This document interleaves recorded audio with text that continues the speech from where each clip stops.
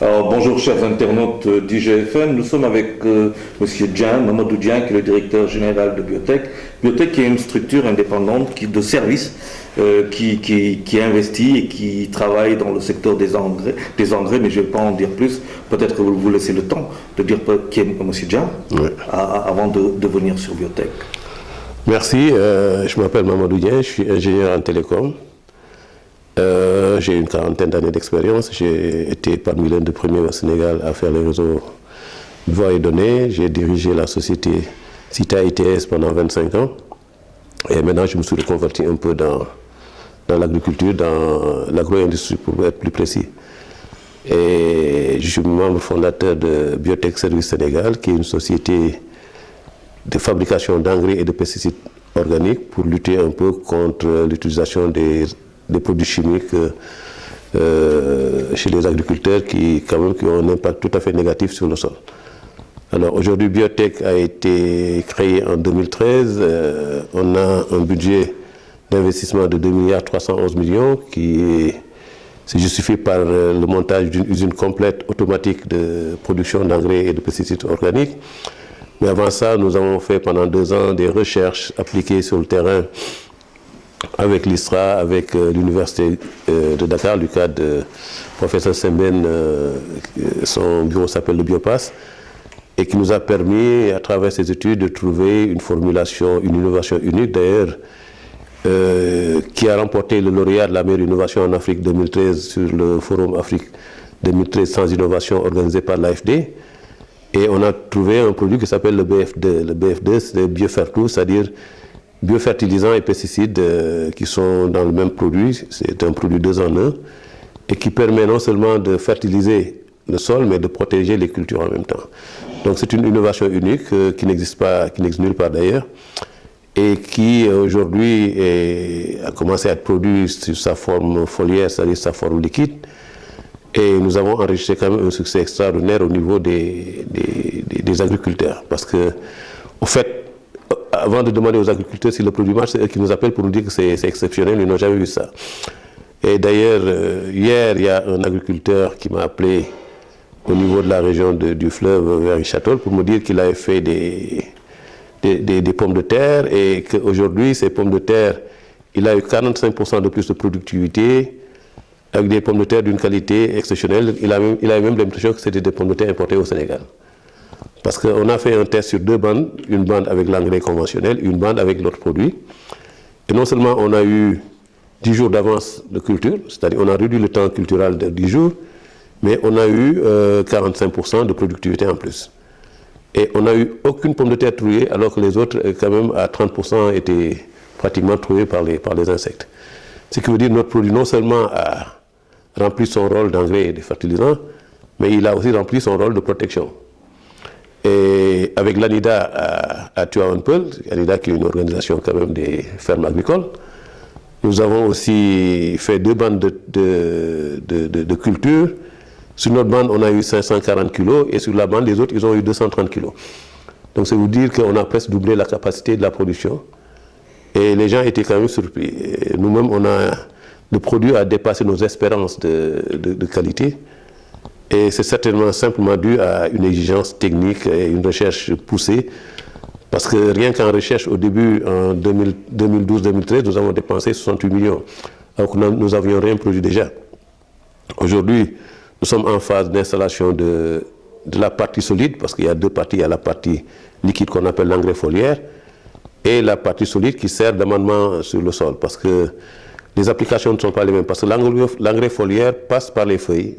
C'est pulvérisé sur les feuilles avec un collant qu'on a mis là-dedans qui s'appelle un sticker qui permet de coller la partie de l'engrais sur les feuilles de la plante qui l'absorbe et l'amène directement à travers les racines. Alors que l'engrais solide est mélangé avec le sol qui attaque les racines directement. Alors l'avantage de l'engrais foliaire c'est quoi? Sur n'importe quelle terre, que la terre soit pauvre ou riche, ça marche parce qu'en fait on s'occupe uniquement de la plante. Parce que tout ce qui passe sur les feuilles de la plante sont absorbés directement par la plante et amenés sur les racines, et donc la plante continue à vivre.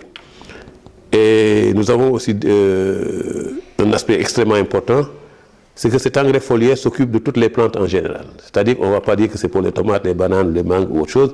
Sur n'importe quelle plante verte, elle réagit exactement la même chose. Elle fertilise, elle protège, aussi bien sur les mangues, sur les agrumes, sur les bananes, sur le maïs, sur le riz, sur les arachides, et tout ça, ça marche très bien. Sur les melons, encore, c'est devenu encore plus extraordinaire parce que on a vu des melons qui ont eu une réduction de productivité, enfin de délai de productivité de 23 jours.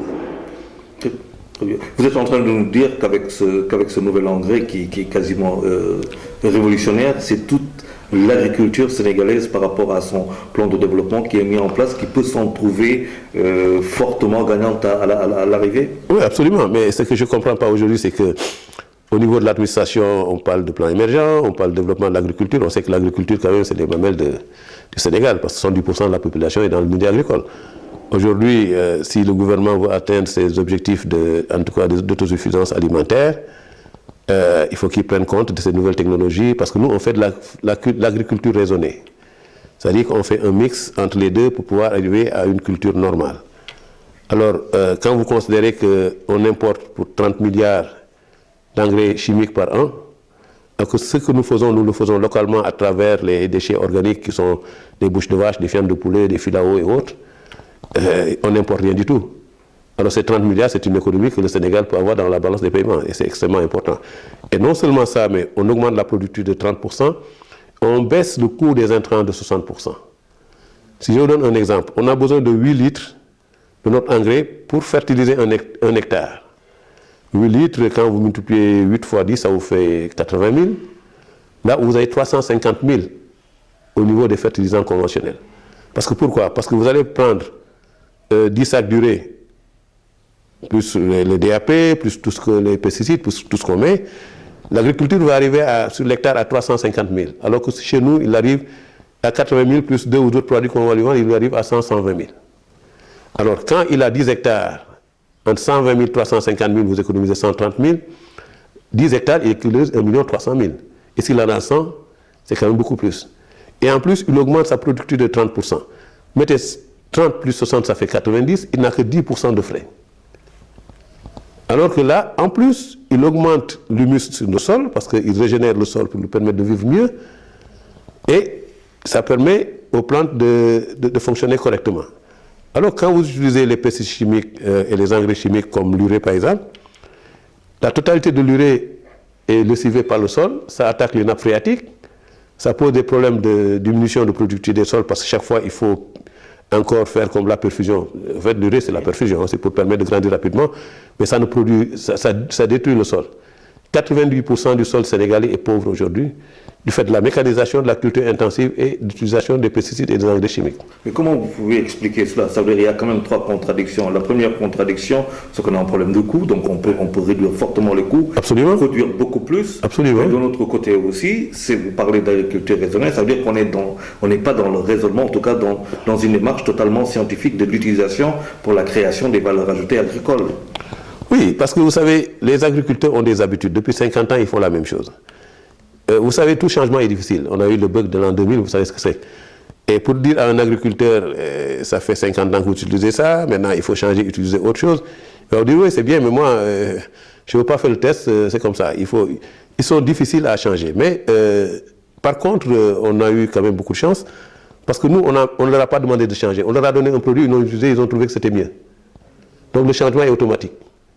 Bien sûr, là, on a réglé le problème au niveau de l'horticulture parce que au niveau des tomates, au niveau des oignons, au niveau des patates, des pommes de terre et tout ça, eux tous sont d'accord que le produit est le meilleur. Il reste maintenant pour le riz qu'on a démarré maintenant et sur lequel nous, on a pris 50 hectares, nous qui nous appartiennent, sur lesquels on a mis de l'horticulture, la floriculture, le céréales et tout, pour faire des tests pour montrer aux agriculteurs que nous savons faire. C'est extrêmement important et on l'a fait dans la zone de Diavel vers Richatol.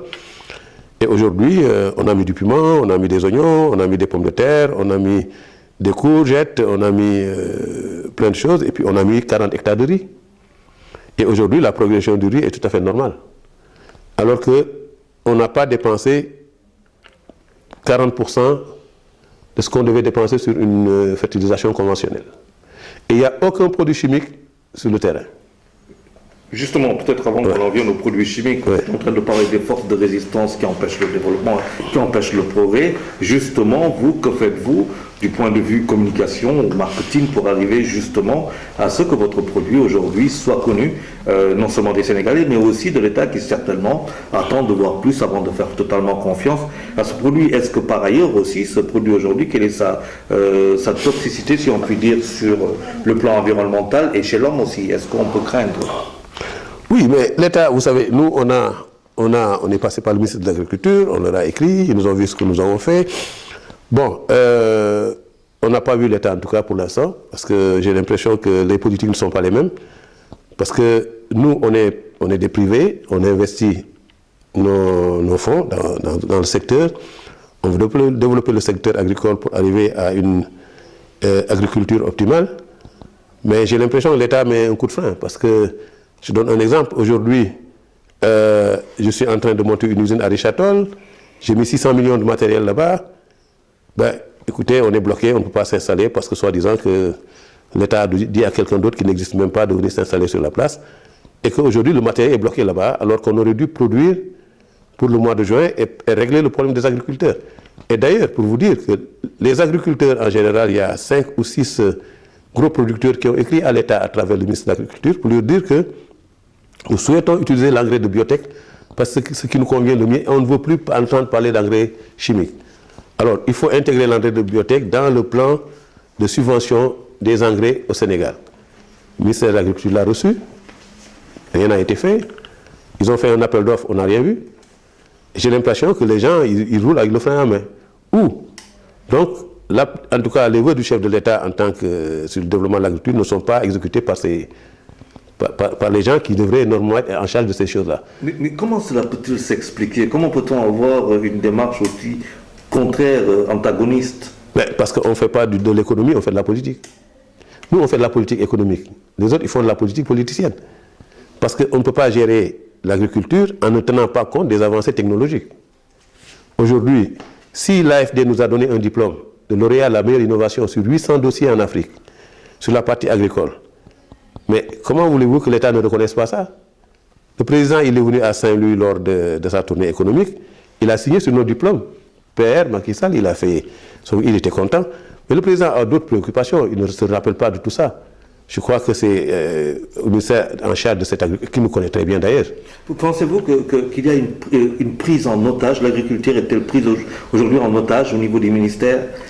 L'action, je veux dire, de l'entreprise privée, l'action privée est-elle prise en otage? Mais depuis plus de 10 ans, l'agriculture absorbe en fonds plus de 100 ou 200 milliards par an, qui sont subventionnés, qui viennent de partout, mais sans résultat. Aujourd'hui, il n'y a aucun résultat sur le terrain. Bon, on parle de la productivité du riz, bon, c'est pas parce que les gens ont subventionné que le riz produit, c'est parce que les agriculteurs se sont mis dedans et qui travaillent. Mais ils n'ont pas ce qu'ils veulent pour travailler. L'engrais n'est pas de bonne qualité. Vous prenez quelqu'un qui n'a jamais vendu de l'engrais, on lui donne un quota de 2000 tonnes. Il y a quelqu'un qui est venu me voir pour me dire j'ai un quota de 2000 tonnes, il ne sait même pas ce que c'est que l'urée. Alors comment voulez-vous que dans un pays comme le Sénégal, qu'il y ait des choses comme ça, où c'est des gens qui sont nantis à qui on donne des quotas parce que pour leur faire plaisir politiquement, mais il n'y a aucun professionnel qui est là-dedans. À part un des gros comme la Senchim, comme Cheikh Amar et les autres, mais il y a des petits là, 2000, 3000 tonnes, nous on nous a éjectés. Parce que simplement on fait de l'engrais organique, ça ne les intéresse pas. Alors aujourd'hui, l'agriculture ne pourra pas se développer si l'État ne prend pas son courage politique à régler le problème avec les agriculteurs. Et en plus, les agronomes, on ne les voit pas sur le terrain. C'est des agronomes col blanc. Ils sont entre les séminaires, les rendez-vous, les voyages. Ils parlent, ils sont tout le temps pleins de bonne volonté en parlant de n'importe quoi, mais ils ne sont jamais sur le terrain pour voir ce qui s'applique réellement sur le terrain. Nous, on est sur le terrain. Moi, j'ai fait tout le tour du Sénégal. J'ai dépensé une somme extrêmement importante en termes de missions, de consultants et tout, pour discuter aux agriculteurs. On a fait les 335 organisations féminines du Sénégal, où on les a vus, on a discuté avec eux pour leur demander qu'est-ce qu'ils ne voient pas, qu'est-ce qu'ils veulent faire. Et aujourd'hui, on a une maîtrise parfaite des besoins qui sont exprimés par les agriculteurs. Ce qui n'est pas le cas pour qui que ce soit dans le Sénégal. Je crois qu'on est mieux outillé que le ministère aujourd'hui en termes d'information. Et en plus, nous apportons un produit à valeur ajoutée extrêmement importante, Parce que non seulement on réduit les coûts, on augmente la productivité. On a en deuxième phase une prévision de production de sacs d'engrais biologiques pour éviter tous les sachets de plastique là, qui nous polluent la vie. Et on est en train de discuter avec les femmes pour leur donner des sachets de meilleure qualité pour leur permettre d'exporter leurs produits parce qu'elles ont énormément de problèmes aujourd'hui avec l'emballage. Tout le monde le sait. Personne ne fait rien. Aujourd'hui, les ONG viennent, ils disent oui, on va dans une région, on va faire un projet de financement pour la pomme de terre. Bon, ils font ça. 6 mois après, 1 an après, c'est fini, ils s'en vont. Ils ont travaillé sur une région, alors que les autres régions ne sont pas. Ces projets-là doivent être un projet national. Où tout le monde fait la même chose. Mais si une ONG vient dépenser 300 millions dans un petit village pour faire de la pomme de terre, pour montrer qu'ils sont là et puis ils s'en vont, il n'y a plus rien. On a vu l'exemple de Thiès où vous avez même mis une production de biogaz et un développement sur l'agriculture. Mais bon, quand les gens sont retirés, il n'y a plus rien. Au niveau de l'abattoir de Thiès, c'est fermé, ça ne marche plus. Alors que c'est parce que ce n'est pas étudié, les gens ne se parlent pas, chacun fait dans son coin. Et le ministre de l'Agriculture, bon, il est bien gentil, mais tout le temps on dit, bon, on fait ça, on fait ça, on fait ça. Mais bon, est-ce qu'on a vu aujourd'hui le résultat? Rien. Très bien. Alors c'est un réquisitoire quasiment violent contre cette politique agricole. Mais absolument. Parce que nous, en fait, on n'a que le Sénégal. Hein. Nous, on est là, on aurait pu faire ailleurs. Moi, j'ai travaillé 42 ans. J'aurais pu rester chez moi, ne rien faire. Si je prends le risque d'investir dans une industrie, ce n'est pas pour moi, c'est pour développer l'agriculture. Parce que je me suis rendu compte, parce que j'avais un petit champ à Richatol, j'ai vu que les gens mettaient de l'urée comme ça, ils le jetaient partout. J'ai dit, mais alors qu'est-ce que c'est cette histoire-là? On m'a expliqué, j'ai dit non, il faut qu'on trouve une solution. J'ai eu la chance de tomber sur un agronome, un jeune français sénégalais qui était venu ici pour travailler et qui était tellement déchanté qu'il voulait rentrer, que j'ai reçu en dernière minute et qui vraiment a cru au projet et on a travaillé ensemble. Mais on a fait des choses extraordinaires. On a travaillé avec l'université, on a travaillé avec des laboratoires, on a fait plein de choses. Et aujourd'hui, on est arrivé à vraiment un produit exceptionnel. Mais ça, à la limite, j'aurais pu rester chez moi, ne pas le faire.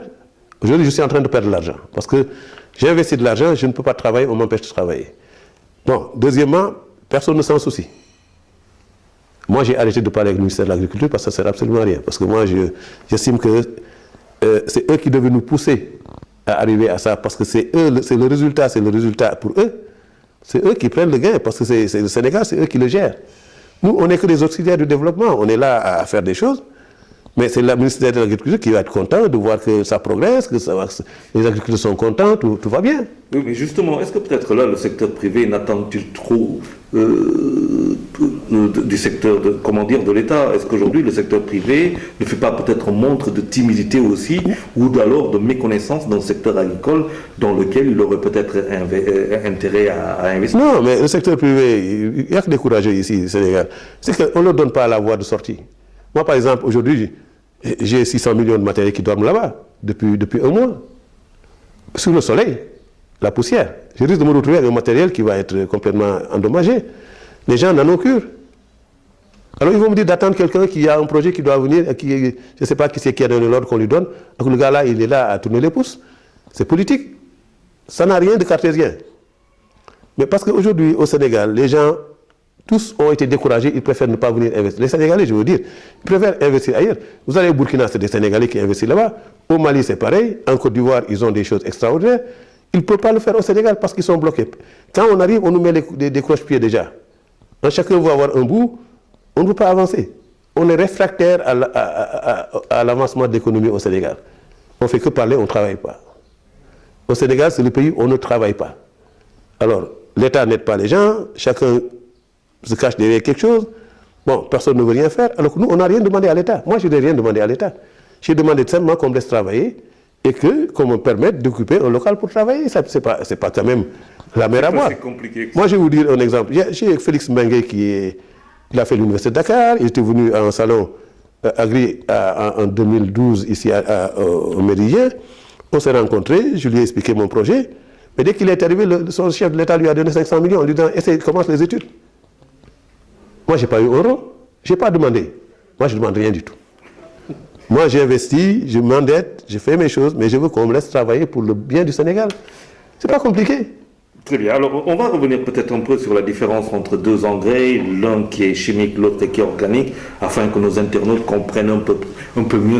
D'abord, c'est quoi l'engrais et c'est quoi la différence entre ces deux types d'engrais? Bon, l'engrais, en fait, c'est le fertilisant, c'est ce qu'on utilise pour permettre aux plantes de vivre normalement et de croître et de produire.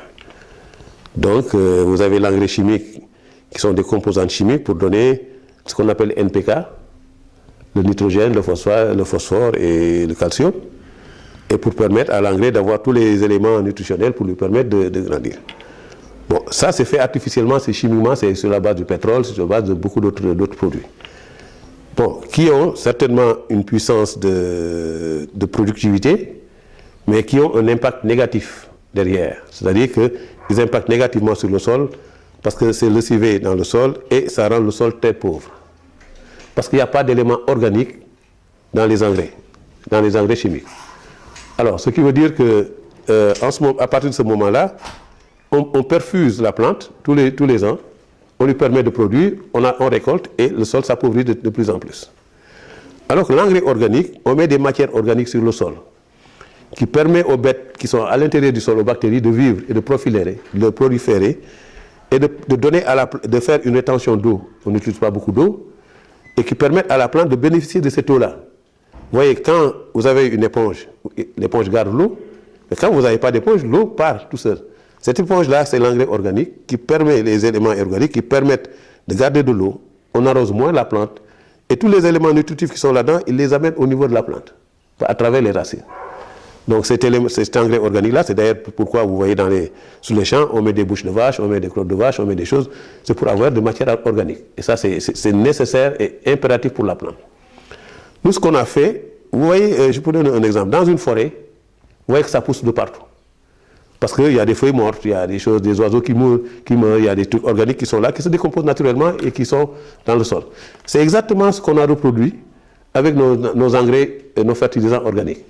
On a pris les bouches de vache, les fientes de poulet et tous les déchets d'abattoir et tous les éléments organiques qu'on a mélangés à des proportions qui leur permettent d'apporter du phosphate, de l'azote, du calcium et leur permettent d'avoir les mêmes composantes chimiques que l'engrais chimique.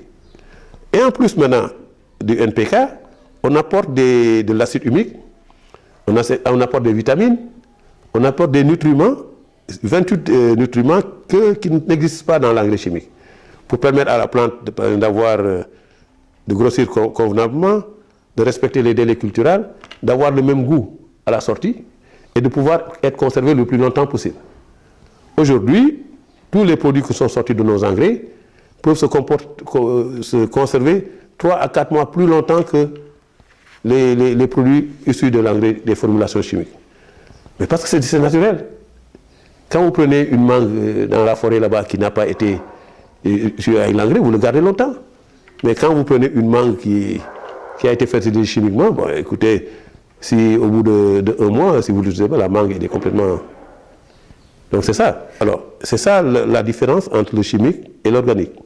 Et en plus, les pesticides chimiques, tout le monde sait ce que c'est. Aujourd'hui, si on a l'hypertension, le diabète, le cholestérol, tout ce qui se passe au Sénégal, c'est simplement dû à 90% par les pesticides chimiques. Pourquoi? Parce qu'aujourd'hui, vous allez voir que celui qui fait les choux, le soir à 18 h, il pulvérise ses choux pour éviter que les bêtes ne viennent trouver ses choux. Bon, le soir, il y a le grossiste là qui passe avec son camion qui les récupère. Il les amène au marché. Le matin, à 8 h, vous l'avez acheté, à midi, vous l'avez sur le plat. Alors que le taux de latence du produit chimique est de 72 heures. Vous l'avez mangé en moins de 24 heures. Donc, le phénomène chimique va se développer dans votre ventre et puis produire les causes à effet. Et ça, tout le monde le sait. On a toujours allé. Et puis, en plus, on utilise des pesticides chimiques qu'on n'utilise nulle part ailleurs, qui sont bannis en France et partout, mais que des gens amènent ici, qui les vendent parce que simplement, ils veulent gagner le riz. Alors, dites-moi, y a-t-il un risque? Le BF2 est révolutionnaire. Y a-t il un risque chez l'homme ou dans l'environnement? Non, c'est absolument. C'est un produit naturel qui n'a aucun impact négatif. Aucun. Parce que c'est naturel, il n'y a pas de produits chimiques, il n'y a pas d'impact négatif. Tous les aliments pathogènes, d'ailleurs, sont détruits directement quand on fait le compostage de l'engrais. Parce que vous savez, quand vous faites un compost et que vous mettez tout ce qu'il faut, au bout de 3-4 jours, quand vous mettez la main dedans, vous avez 80 degrés à l'intérieur.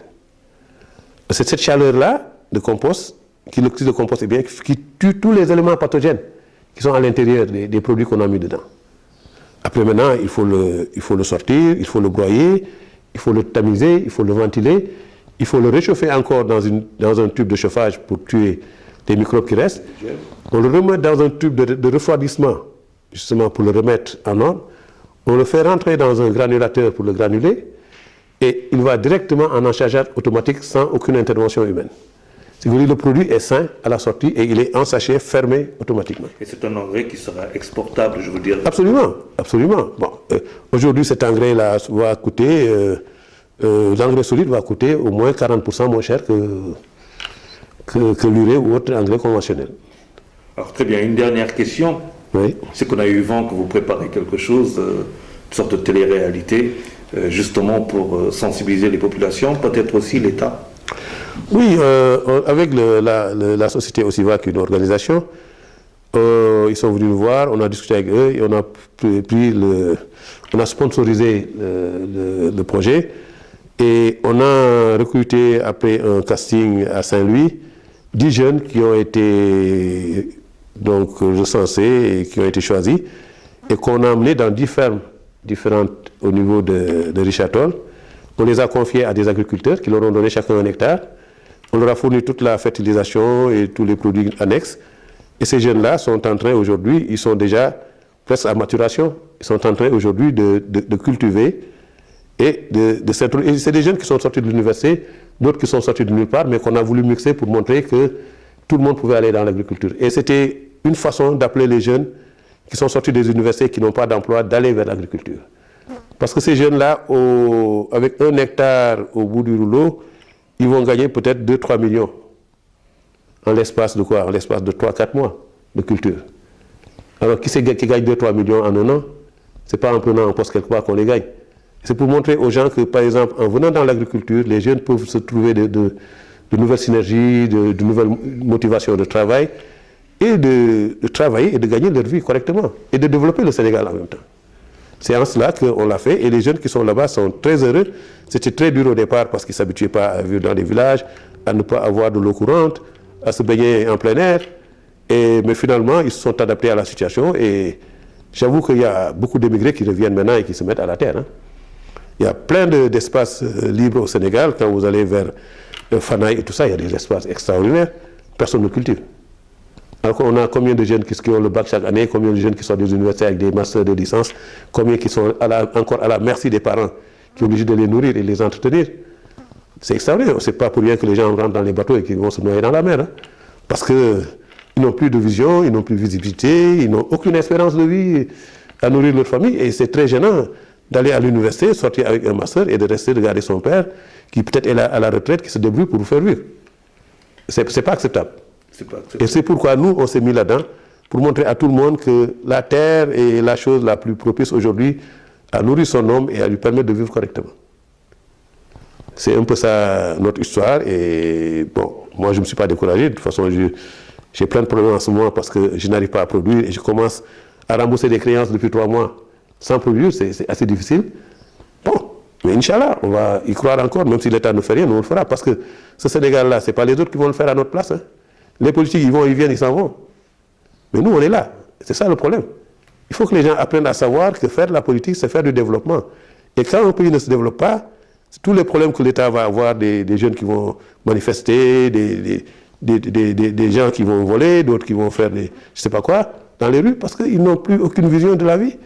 Et d'autres qui ont déserté un peu le terrain agricole parce que c'est des fils de paysans, qui viennent, ce qu'on appelle les ambulants ici, mais parce qu'ils n'ont pas le choix. On aurait dû les renvoyer là-bas. S'il y avait une organisation, un accompagnement de l'État, mais ils ne seraient plus là. Avant, il n'y avait pas d'ambulants au Sénégal. Mais depuis 2010, c'est devenu un phénomène récurrent qui augmente de toujours en jour. Et puis bon, chacun a le droit de vivre, hein. On est dans son pays. Après tout. Après tout. Et c'est le Sénégal. Après tout, c'est le Sénégal. Oui. Voilà, M. Dieng, nous avons fait le tour de la question agricole et surtout la question des engrais. Oui. Nous étions à Business Economy de IGFM, gfm.sn. J'espère que vous regarderez cette émission. Quant à vous, chers internautes, on se donne rendez-vous pour un autre numéro. À très bientôt. Merci, et puis bon, je suis à leur disposition. S'ils veulent, ils peuvent consulter le site www.biotechservice-sénégal.com. Ils verront bien ce qu'on fait, et puis voilà, on les accueille avec plaisir. Merci. C'est moi. Voilà.